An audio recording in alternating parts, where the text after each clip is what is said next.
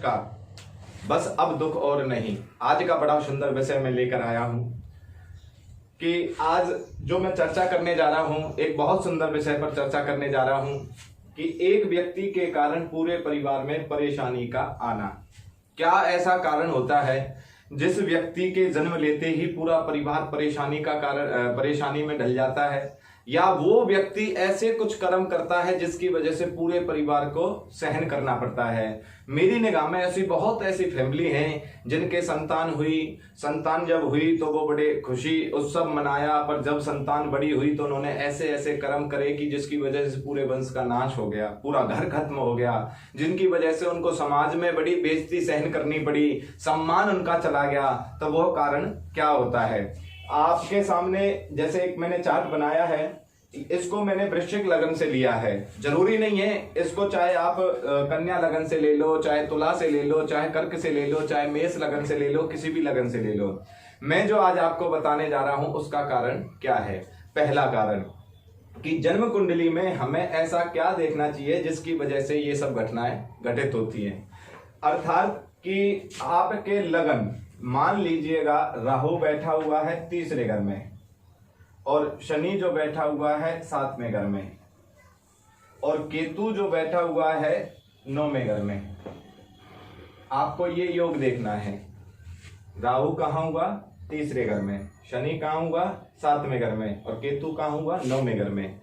अर्थात इसका ये हुआ कि राहु पहले हो और शनि बाद में हो, या फिर केतु आगे हो शनि पीछे हो।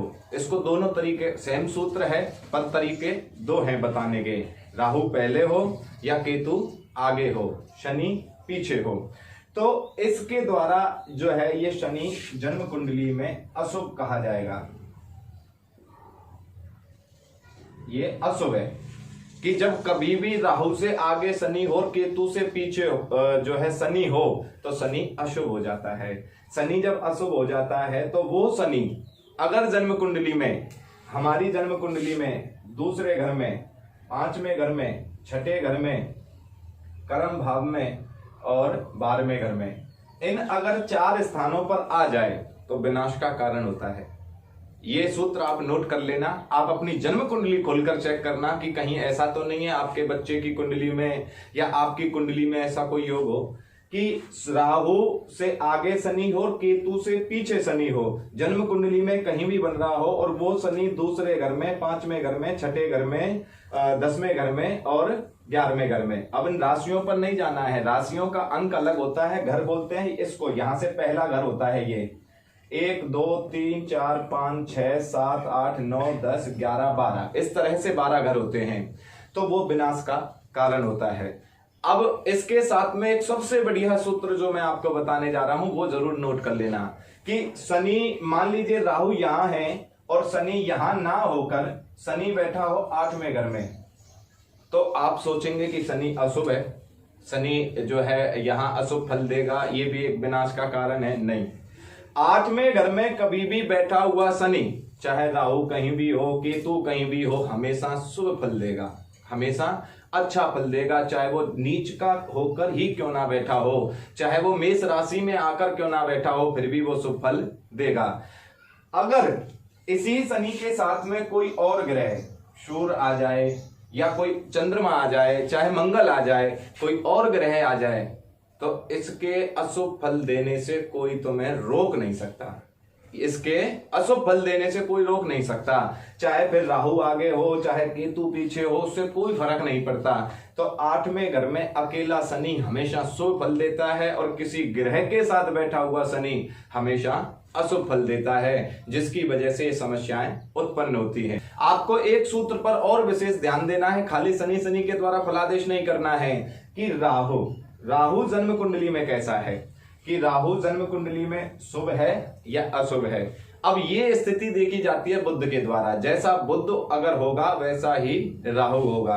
कि बुध शुभ और अशुभ जन्म कुंडली में कैसे पता चलता है कि ये अशुभ होकर बैठा है या शुभ होकर बैठा है, ये अच्छा फल देगा या नहीं देगा। जैसे कि मान लीजिएगा कि शुक्र यहाँ है दूसरे घर में, और शुक्र जब यहाँ है और बुध बैठा हुआ है आपके 5वें घर में, बुध बैठ गया पंचम घर में।